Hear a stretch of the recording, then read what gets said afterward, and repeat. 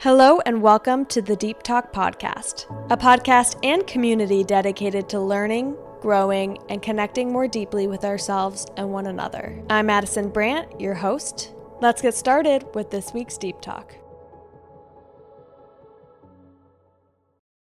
Hey everyone, and welcome back to the Deep Talk Podcast. As always, so happy to have you all here.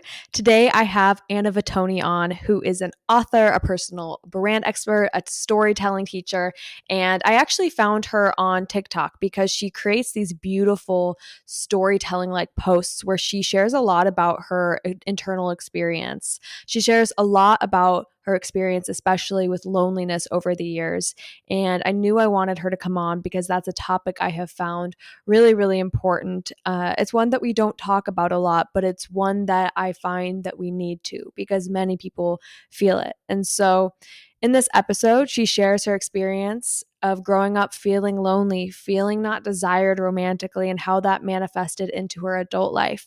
We talk about loneliness and how that turns into a belief and how we lead with that in our life. We create stories around who we are. And she created this story so much so that she identified as the lonely girl. She wrote a book on Substack that is coming out in paper copies, so you guys will be able to get it. And it's called Lonely Girl. And she identified with it so much. Again, she wrote a book about it, and it's a beautiful book. And it shares her experience of driving across the country to Boston, starting her life from scratch, and navigating friendship and dating and her own self and the loneliness that came with all of that. And so, for anyone who experiences loneliness or has struggled with it or is struggling with it, this episode is going to be a beautiful like blanket on your heart and meet you where you're at and encourage you for the future. And Anna really understands this emotion, and so do I. So it's such a good episode. Anna is someone I look up to. Anna is a writer in so many ways. The way she speaks, it's a beautiful way that she speaks. She sounds like she's writing as she speaks. It's amazing. So I'm so excited for you guys to get to meet her and to connect further with her. And I will include everything always in the show notes for more about how to work with her, as well as how to connect with her further, her social media, blog, podcast, all the things. So I hope you guys enjoy this episode, and I hope it feels good on your heart. And let's talk about loneliness. Hi, everyone. I'm here with Anna Vatuone. Welcome to the Deep Talk Podcast. I'm so happy you're here, and I'm so excited to meet you. I love your content, and I've been following along with it for a while, and I'm really just excited to talk to you. So welcome. Thank you for having me. Thank you for being here. What does your morning look like so far? Coffee?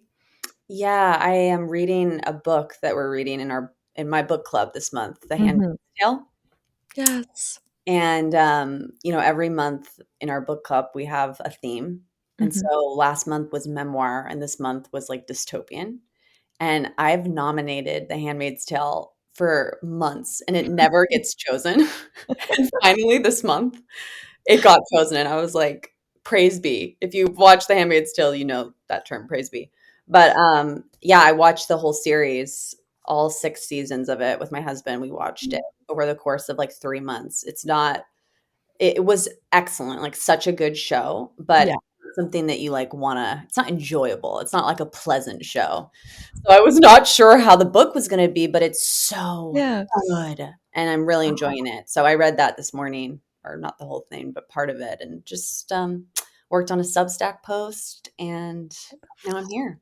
I love that. I feel like reading, I don't know how it is for you, but for me, it feels like goes in waves of like when I'm called to it. Like sometimes I like right now, like I have a few friends who have recommended me books and I'm like, oh, I need to get them. I need to read them. Like I feel like I just feel like called to it. And then other times I'm like, I just have no desire to read, and it goes away for like months. Yeah. I don't know why.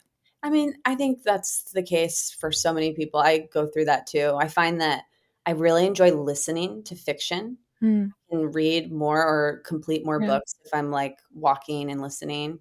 But I Yeah. love to read nonfiction. Okay. Just get really into like, I don't know, like weird topics. And it's like that's fun. Oh, I love that. I've been like really into like meditation and mindfulness books lately. Like I've been really, I don't know why, but I've been just like so into learning how to be more present, because I feel like you probably relate to this as just being more entrepreneurial. Uh, it can just be so like busy and so many different pieces and your head's everywhere that I've been really just like trying to find a way to be more processing it more in a meditative way of like doing things like you can do everything in a busy way, but you can also do everything in a more relaxed way if you choose to. So I'm trying to find that. We'll see if I do. Yeah. But It's yeah. it's an ongoing practice. It's so Yeah. hard, right? What made Yeah. you wanna, start focusing on that? I feel like I've always found pride in being busy. And I feel like I've always found a lot of like worth in busyness and productivity. And I've always gotten things done. Like I have like a drive where I can like turn on my energy and get shit done. But living in that mode is like, I don't think good on the body. And it gets to a point where you're like, can I do this another way? Because I still have to get it done, but like, can I do it another way? So I've just been, I don't know, I've been really called to um, reading about that. And you've probably read The Untethered Soul. It's like my favorite book. I read it. I have it over here. I've dropped it in the bath like 6 times, but I bring it everywhere I go, and people are like, that book looks like it's been through hell. I'm like, it has been. It's been like, it's literally like a mess. So yeah, that kind of is like my foundational It's so book. interesting you bring that up. The Untethered Soul was one of the first spiritual books I ever read, and it Yeah. was I still remember, I think it was chapter 9. It's titled The Inner Thorn, and Hmm. it the way that, he describes loneliness Yeah. in that chapter brought me to tears, and it was the first time I ever felt like I had language to describe Mhm. pain and the pain that I was experiencing at the time, and Yeah. that book was so transformative for me, like, it was honestly life-changing read. Yeah. Yeah, the part where it's like there's thorns and then when they get poked, they like hit Yeah. on a I just made a video on that about how I feel like sometimes like loneliness or like an internal desire is very similar to like a wound almost, where like it carries so much energy and like pain sometimes from the waiting of not having something. And so when other people I've seen your content around like other people have partners or like other people are maybe having a big group of friends and you have that desire and you see that, it like pokes on it. Just the way like your wound would maybe get triggered being around like someone who says something that reminds you of the past. I feel like they're kind of adjacent to each other. Yeah. Yeah, and, it's like you end up building your whole life around this fear that you're gonna get poked. And so Yeah. you do everything you can to avoid feeling the pain of getting poked by the thorn. And, Hmm. that that, the way that he describes the rose and the thorn is actually what inspired me to have that, like, red rose with Lonely Girl. That was, Yeah. like, the emoji that I used with all the promo and the marketing was the red rose. Yeah. And, it's actually the cover of the book has a red rose on it, and that is because of The Untethered Soul. Like, that was what kind of connected the pieces for me. Oh my gosh. Well, I want to get into your story and so everyone kind of knows like what Lonely Girl is who haven't also read it because it's so good. But I want to touch on this quick before we dive into all of that of like, do you feel like you were living like avoiding it for a long time, like avoiding getting poked by that feeling? And did you get to a place where you kind of learned to be okay with being poked? Because I feel like that in so many ways with different emotions where I'm just like I'll be like I'm not coming to this event or I'm not doing this thing because I know I'm going to feel a way and I don't want to feel that way. What's so interesting is I think there can kind of be when something hurts, it almost feels good sometimes. Like Mhm. there's like when you feel like, pain can feel Yeah. kind of beautiful and you can romanticize it and it can Mhm. become kind of this thing that you actually begin to live with, and you seek out experiences that help you keep reliving the pattern over and over Yeah. again. So Yeah. I think in my case, there were certainly times where I did try to avoid it and I would kind of put on this like mask of being hyper independent, very strong, like Mhm. unafraid to do things alone and to kind of create my own life. Yeah. which had its benefits, but also kept me very isolated. And then on the Mhm. other hand, I would continually find myself or put myself in situations with men um, where I knew what I was acting out. Like I knew Mhm. how the end of that cycle was going to go. And I continued to do it because I almost liked the feeling of being lonely. And I liked that story in my mind that I was telling myself over and over again. Well, you're a lonely girl and you're always going to be alone. And you can create this amazing life alone. And like that became the movie of my life in my mind. It's we kind of like familiar pain because at least we know it, because like it's really vulnerable to imagine another story for yourself when you really like have identified with one. So I relate to that a lot. Yeah. So lonely girl, you how many years ago were you were not living in Boston? You were living in, was it was way more out west, correct? Yes, California? I Or grew maybe up in Gilroy, California. okay, yeah. Yeah, Gilroy is an hour and a half south of San Francisco. And I lived there for most of my life. And right before I came out to the East Coast, I was Yeah. living in Oakland. Okay. And it was it was during the summer of COVID. It was like summer 2020. And I Mhm. like so many people, I think I was just taking inventory of my life and Yeah. trying to decide what I wanted to do next. Yeah. And at the same time, I was kind of seeing someone, but very casually. It was Mhm. not like the parameters of our relationship had not been defined. And it ended in a way that was very difficult for me to grapple with. And I think at the same time, I was also feeling restless in the Bay Area. You know, Mhm. I loved my friends. I have a really supportive family, but at the same time, I think as an as an individual, I felt unfulfilled. I felt like there was Yeah. something that was not clicking for me there. And so I decided that I was going to kind of I would end my lease in Oakland and then I was going to travel around California and stay at different Airbnbs and Mhm. just kind of like float for a little bit and live nomadically. And then I had this, situationship kind of end.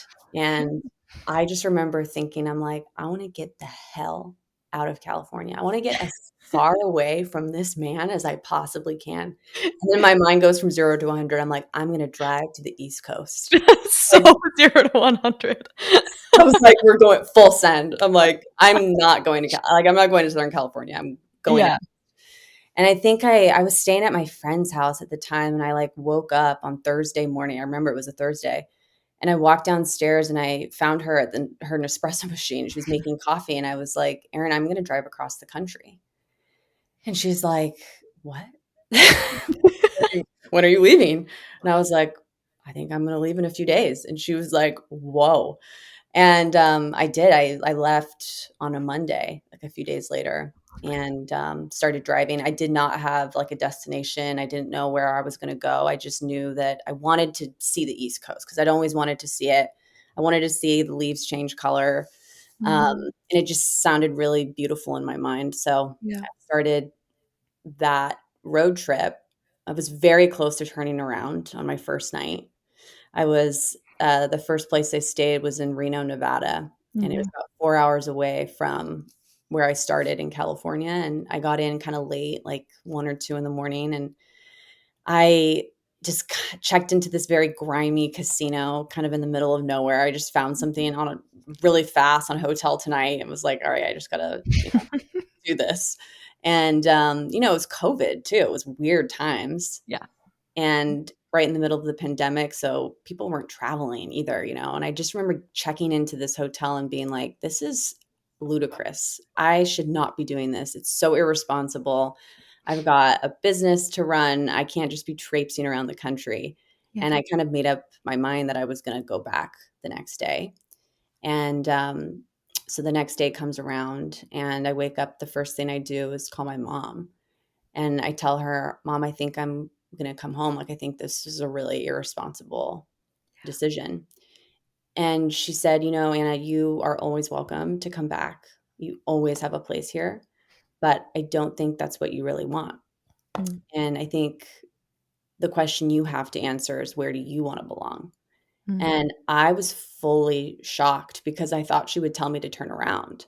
Yeah. I thought she would Come say, "Keep home. home." Yeah, and she Yeah. didn't. She was like, "You need to keep going." And so I got back on the road, and after that conversation, there was just this peace that washed over me. I just was driving, and I felt like it was where I was supposed to be. Yeah. And so I it took me about 2 weeks to make it across the country. I stopped in a few different places, and, by the time I got to Boston, I stayed at this another Airbnb, and I ended up staying in this neighborhood called Beacon Hill, Mm. and it's just this really charming old part of Boston. I mean, all of Boston is old, but Beacon Hill is just really special, and I just really fell in love with it, and I ended up finding a studio for rent and decided to stay. Like I had, 2 suitcases in the back of my car and I had to start completely from scratch. I just remember like that first night going to Target and like filling my shopping cart. I'm like, all right, I got to get some bath towels. I need like a blender. I need like a coffee machine, like random stuff. Like Mhm. starting completely over. And yeah, I've been here ever since. And my book, I serialized the whole book on Substack and it's coming out in print next month. But my book is about that road trip and it's about loneliness and learning how to confront that and kind of realizing that as far away as I can try to get from it, at a certain point, you can't, there's nowhere left to turn, there's nowhere left to run, or in my case, drive. I literally makes me so emotional because I feel like like the fact that your mom chose to give you that kind of courage is like a gift that you probably forever will be so grateful for. Yeah, chills that you just said that right now. I mean, I have her to thank for so much of all of my life, really. I mean, Yeah. I would not have met my husband.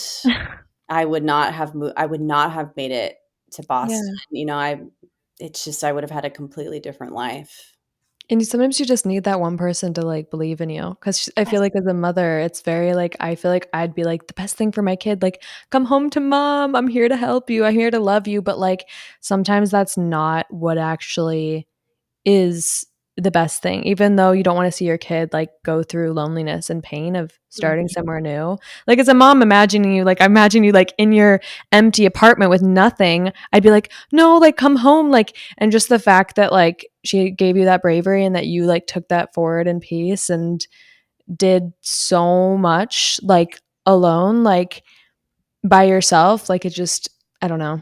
It's really beautiful. What really struck me, the more that I've like thought about it, looking back, is like it's so much easier to give people the advice that we think is right. Mm. It's so Mhm. much easier to say you should do this because maybe it's what I would do or what I think is best. But it's like Mhm. another act of selflessness and of love, Mm. I think, to give people the words that they need to hear that's important for their life and having the discernment to Mhm. even infer what that could be and then say it. Like that's just such a gift. I think about that all the time.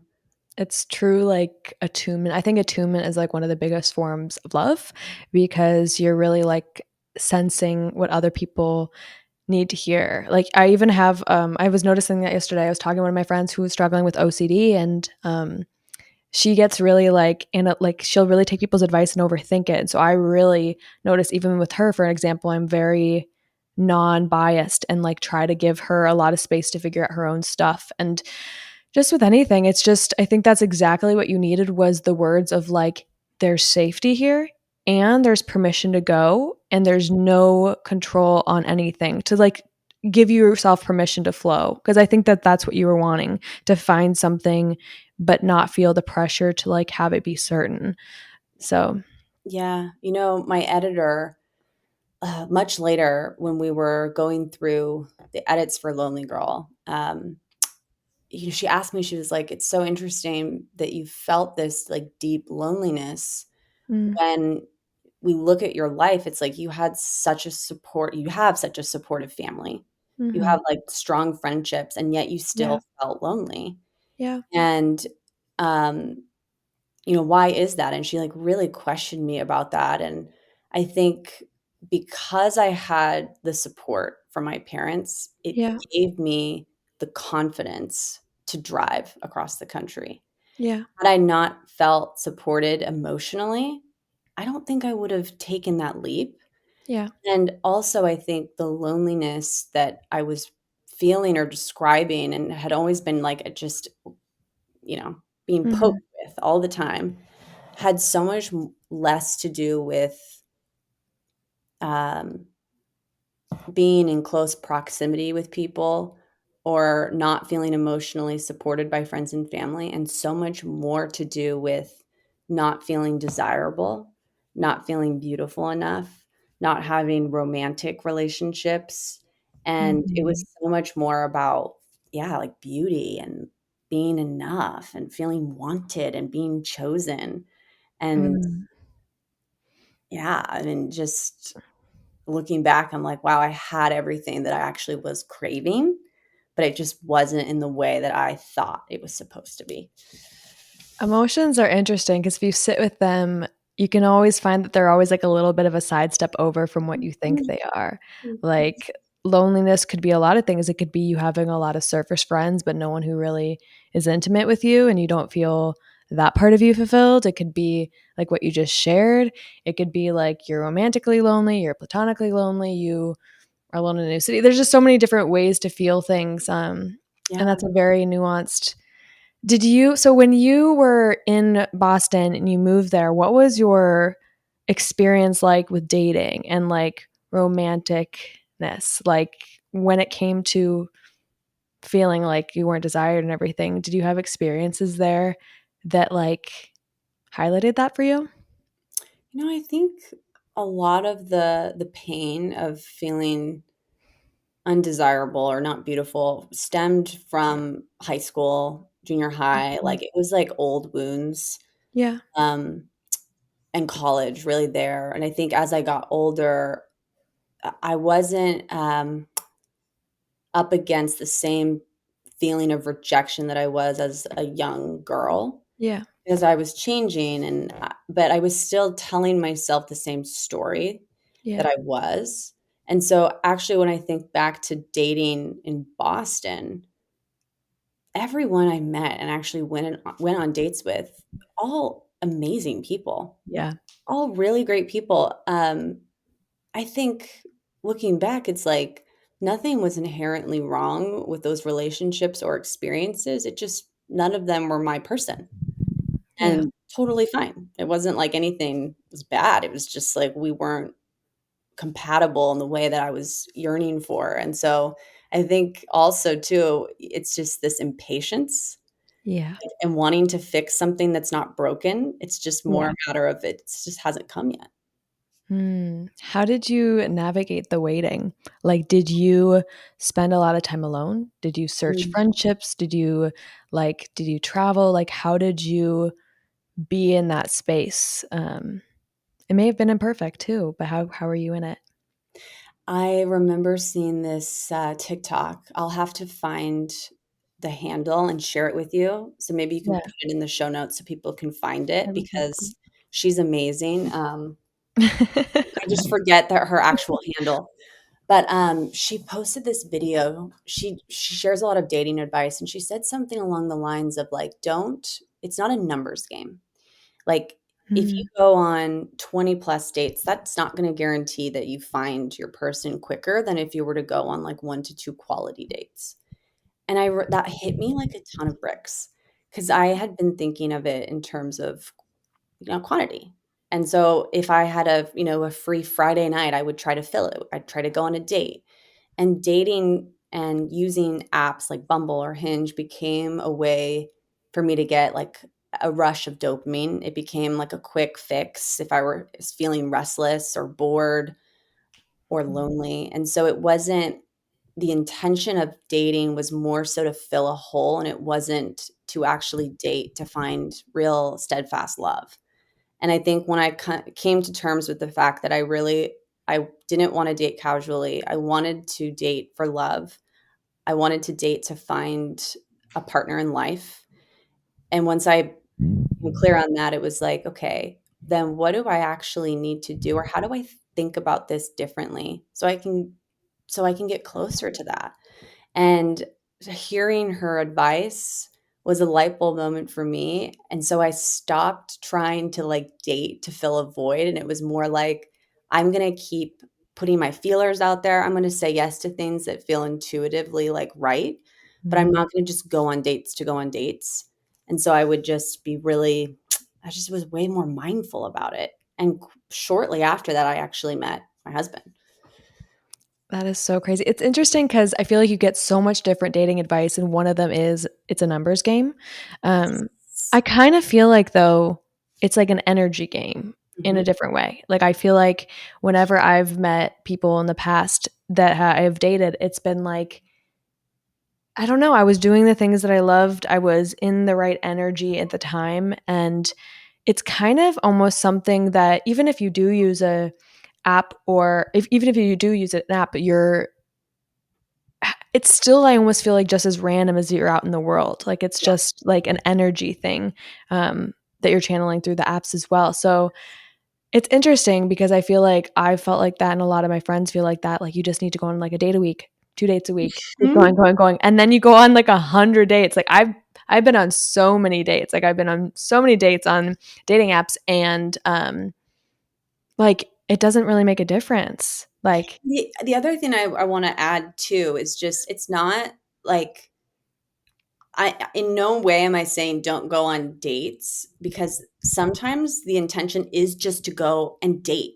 yeah, And like that has its place. yeah, That's so fun. And I feel like I was in that place. I think when I knew I like wanted to make a shift, yeah, and I knew I was getting more serious.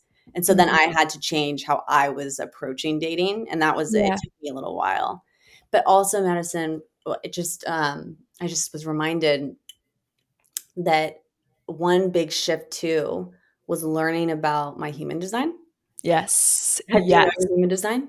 yes. That is so crazy that you said that. I was literally I was literally looking up this week about like how manifesting generators, which is me, Mhm. are in love. And it's interesting because I've always felt like dating was hard and relationships were hard because I'm all over the place. I'm not going somewhere consistently every week. I am like all bopping in and out of a million different hobbies. I Yep. also need to respond to energy. Like, I'm not an initiator. Right. And I would always feel like I need to just give people my number and like go talk to people. And like, I am super like comfortable talking to people, but I need like a little, even just a little energy from them to like initiate me, or I won't, my body says absolutely not. Um, and so it's really interesting because once I learned that, it kind of gave me permission to stop trying to be something I'm not. Because I was really trying to be more like a manifester before, and that's just not me. Chills. It's so interesting because I had the opposite experience. What are you? I'm a manifester. Okay, that's crazy. Yeah. I was I was like, if they're not initiating, they don't like me. Okay. If he wanted to, he would. If he's not like doing this, if he's not going above and beyond, then Hmm. I don't want it. Like, and so I would play these like weird games in my mind and have all of these very silent expectations and then be constantly disappointed. And then I would just shut down. And Hmm. so a friend of mine gave me my human design blueprint. It's through Yes. Aaron Claire Jones. Yeah, yeah, yeah. For my birthday. Oh. And I remember I was on a plane and I read the whole thing cover to cover, and I'm like in the margins like jotting.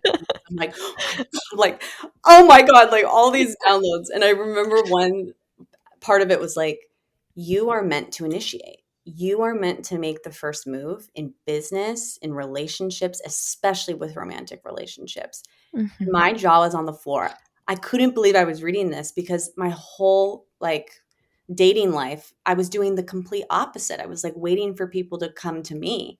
Hmm. So Yeah. that I think a few days later after I read that, I was sitting in a cafe with my family and we were having lunch, and in walks this guy and two of his friends. And this was in Idaho because my family lives in Idaho. And they sat down and I remember thinking, "Oh my God, like he's really cute." And I was like having this reaction. And I'm like, Oh, oh my God, I'm feeling the urge. Like I need to initiate. yeah. So as my family was getting up to go, and we had just paid the bill, I wrote my number on a piece of paper. And as we all walked out, I introduced myself. I went up to the table and was like, hi, like my name is Anna. I just wanted to give this to you. And I don't know, it was something like very short and sweet. And he was stunned. He was stunned because it's like broad daylight. It's like 2 o'clock in the afternoon. So you're not at a bar. No, not at a bar. I'm stone cold sober. And I think we ended up dating for a few months or just talking. It was more like just texting because we lived on opposite sides of the country. And we ended up not being compatible, but it was still such great evidence to me that like I can do this, I can initiate, and good things happen when I initiate. And I think had I not read that in human design, I probably also wouldn't be with my husband today because he is a projector. And Okay, I don't know as much about projectors. the thing about projectors is they're supposed to wait for the invitation. They're supposed to be invited. So our relationship is very much, at least in the beginning, like I had to be more comfortable with kind of initiating a little bit more and just small things. Like, he was still very much, he was direct and I could tell he cared about me immediately. And, there was so much chemistry there, but I also was a little bit more direct and I initiated way more. And I think that made all the difference in our relationship. That's amazing. It's like you kind of created the initial spark and then he could kind of take it from there in certain ways. You nailed it. That was exactly what it was. I Yeah. love that. So before you met him, I want to go back a little bit to like before you kind of got into the mindset shifts of like finding him that led you to him. Like, I want to talk a little bit more about your experience with like loneliness and like the experience of not wanting to be desired. And I mean, you mentioned how it was a belief for you and of like, you wrote a whole book on Yeah. that belief. So obviously you like very much identified with feeling like a lonely girl. And so I don't know, what were those emotions like? How did it show up? What did it feel like? What did it look like for you to be lonely in your day to day and dating? And maybe lonely isn't the word. Maybe it's more of those feelings of not feeling desired. But like, what was that belief like? Look like, what did it look like in your life before you met Trevor? Oh, what a good question. I think it started in junior high, high school, and just feeling like I remember looking at myself in the mirror one day and being like, what is wrong with me? Like, Mm, why don't guys like me? Why don't men like me? And I would really like study myself and I would look at I'm like, is it my skin? Is it my hair? Is it because I have red hair and because I'm a ginger? Is that why guys don't like me? And my friends were just so beautiful and always had guys like reaching out to them and asking them out and asking them to prom. And I just mm, felt like I wasn't getting that same response. yeah. So I think I went into high school and then later into college just with this belief that I was less desirable than my friends. I was less than. I was always going to be like just not someone's first choice. Mhm. And, of course, it always kind of came back to like beauty and not being lean or thin enough and not having the right color hair, not being tan enough, like all these things. And so I tried to fix all of that. Mm, And I would get really, really hyper fixated on being tan or on wearing the right clothes or yeah. like trying to lose weight. And it just became this like internal battle, this like just being scrutinized by myself and then having to try to like live up to these standards that I was setting for myself. And so I think inside of me was just this war was raging on.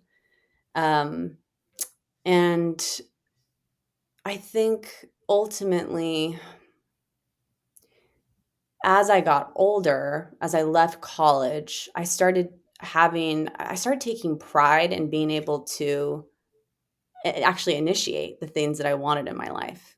Mm, I started a business when I was, how old was I? I think I was like 24, 23.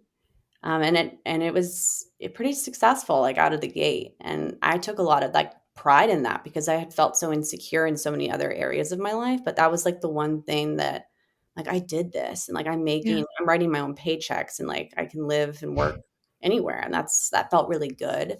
And then I initiated, like, my trips, and I would travel a lot, and I took this road trip, and so that gave me actually a lot of confidence, and so I started feeling confident in that way. Um, and I think what ultimately happened, Madison, is, like, when I got to Boston, I couldn't move to this apartment right away, and so I ended up taking this little trip to Portland, Maine, Yeah. to kill time Mhm. before I could actually move in to my apartment. Mhm. And when I was in Portland, Maine, this is in the book, but I, took magic mushrooms. I'm like, "Yeah, just what it was." And it was I remember it so vividly because that was the night Biden got elected, Mhm. and the streets were just filled with people, like, everyone is cheering, horns are being like, honking horns, the Capitol building was lit up in red, white, and blue, like, it was just this, like, this buzz, this, like, electric. And I had some mushrooms that my old roommate had given me, and he was like, when you get someplace fun, like, here, have these." It was like a parting gift, and so I had them, and I took just a little bit, just enough that I felt like I would feel them, and, I did, and I won't give too much away, but that night, it just showed me so much about myself. It showed me that I was not only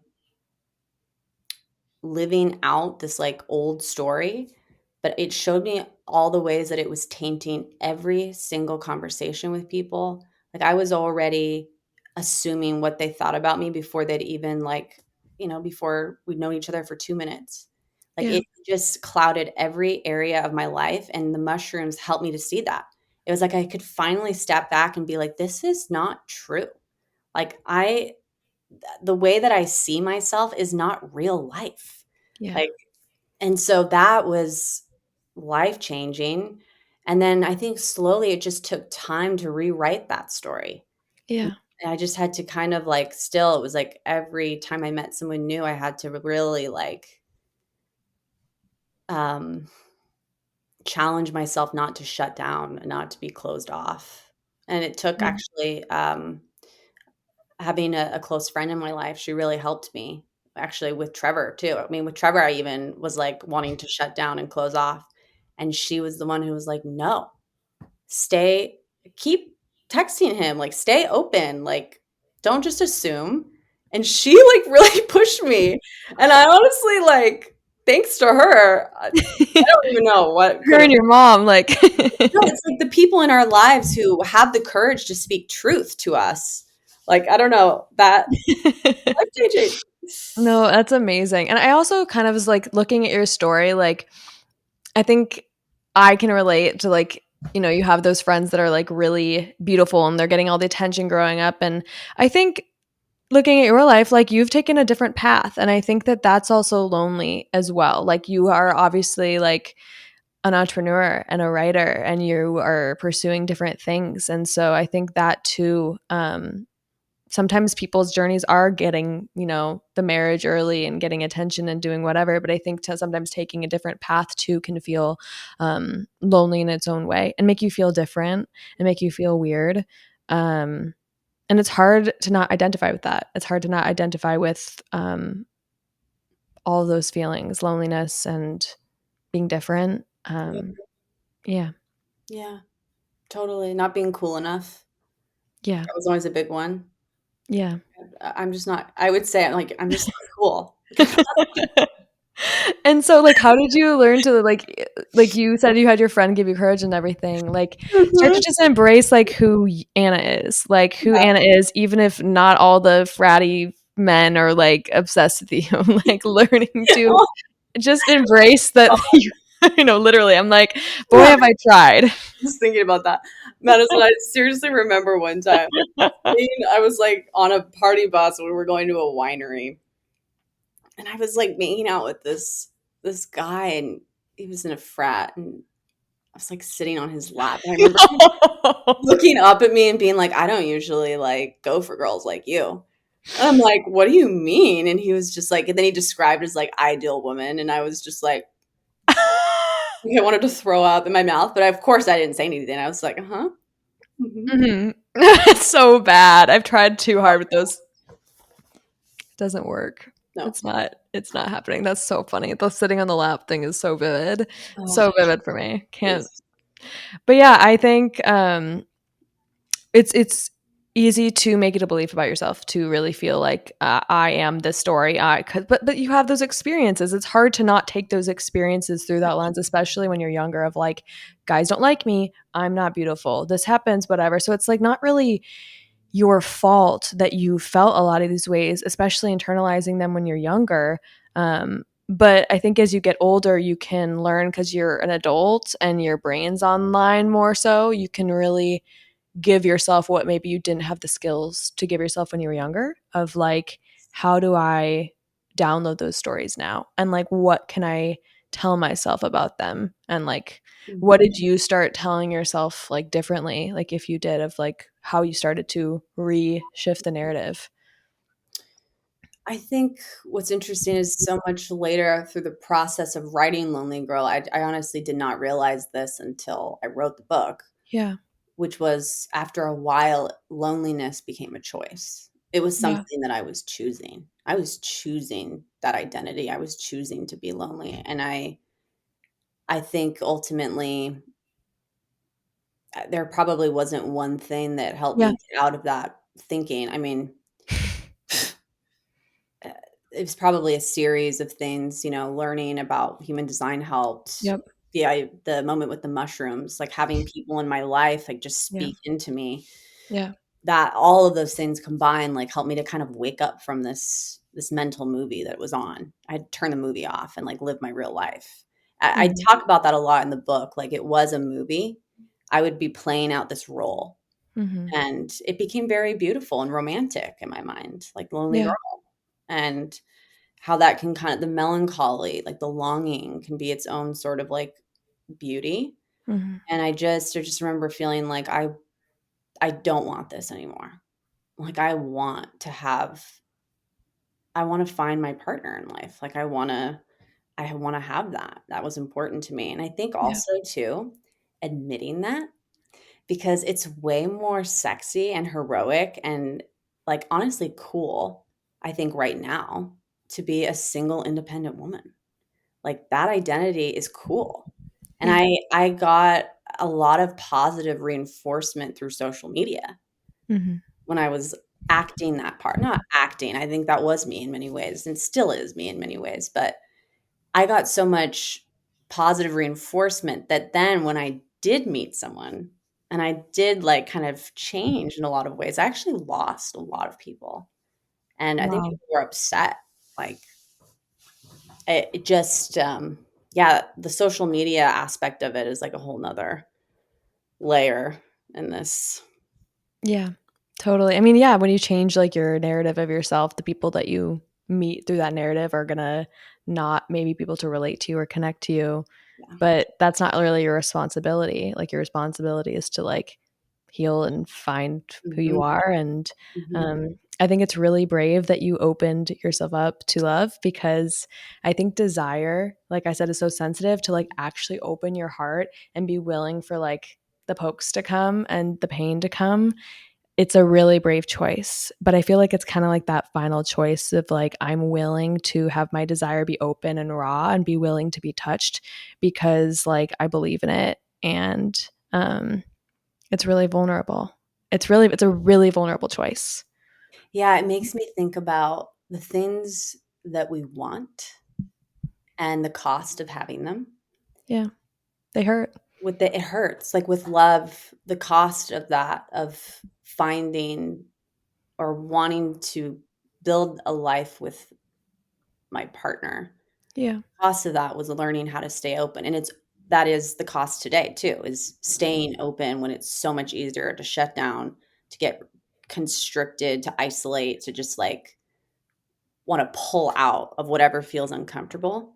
And Yeah. also, I think a lot in my work, I experience like this desire to be seen, to Mhm. express, Mhm. to create and share that with other people, but then Mhm. also feeling like I want to hide.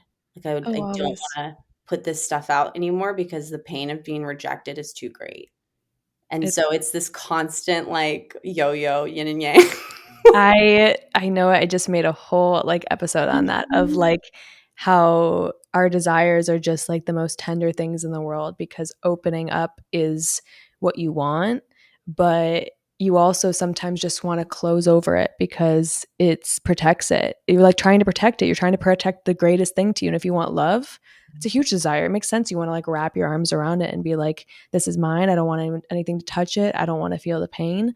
Um, but yeah, I think it's okay if it's a little bit of a dance of opening and closing, as long as you keep working toward, opening and yeah. I remember in The Untethered Soul, that's what he says. He's like, it's very simple. You just choose not to close. You just stay open.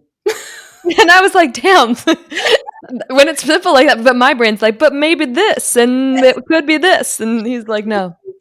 Well, for so long, I just remember my mind would kind of say, um, it would almost be disguised as wisdom, Hmm. like, oh, protect yourself, like keep the boundary up, Hmm.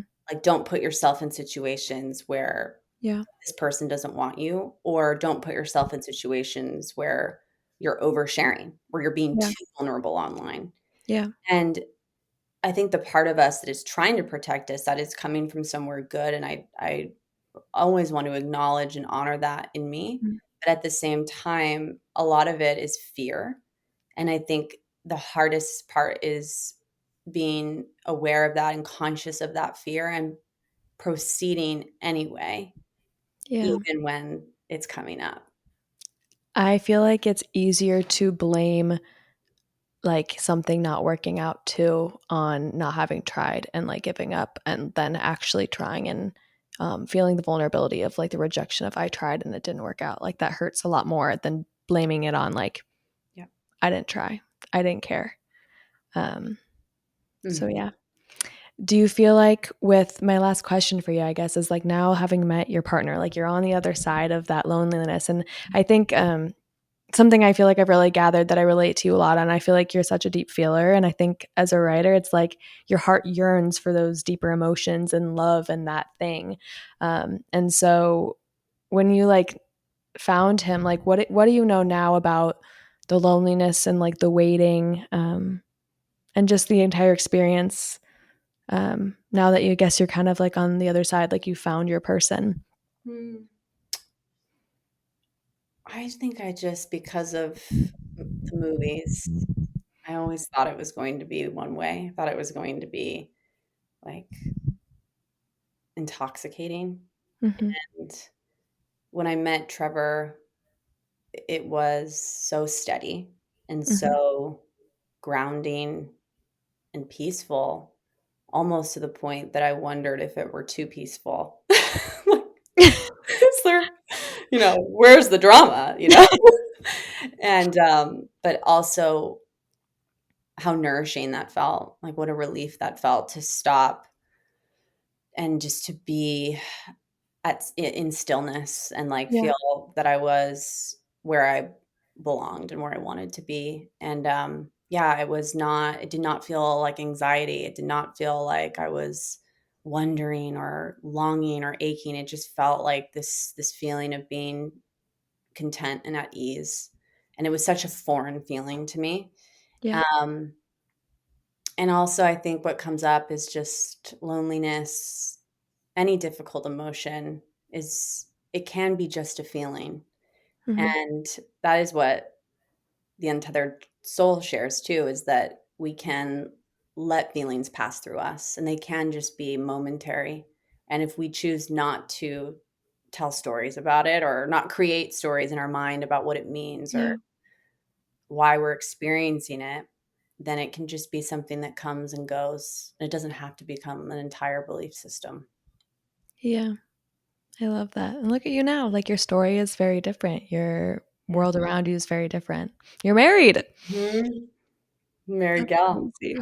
She's married. Well, is there anything else on your heart that you feel like you want to share, advice you want to give, wisdom you want to leave people with around your experience and loneliness? A little DIY Mhm. space for you. I think having awareness is enough. For a long time, the ambitious part of myself really wanted to fix everything. Yeah. And as soon as I discovered an area of my life that was maybe weaker or where I felt like I lacked capacity, I tried so hard to overcompensate and fix it and strengthen myself. And Yeah. I think there's time and space for all of that. It's not necessarily a bad thing. Yeah. But I think the first step and the most important step is just becoming aware of the stories we're telling ourselves, and Mhm. even just asking the question, is this true? Is this actually true? Is the way that I'm seeing this or seeing myself, is that real, or is that just something make believe? And that can be just awareness alone is maybe sometimes all we need to change the circumstances of our lives. I love that. Gives you permission to not have to always be fixing and just to know you can handle it as it comes. Yeah. So I love that. Well, where can people find you and a little bit more about your book and how to connect more with everything you're doing? I would say the place I'm most active is TikTok and Instagram. Mhm. So it's just at Anna Vatuone. Okay. The book is going to come out in print next month. But if you want to learn more or read more of kind of what we've talked about here, my Yeah. Substack is a great place for that. So, And you're not your book's not it's not just your book on there, right? You have other articles as well. I yeah, believe, right?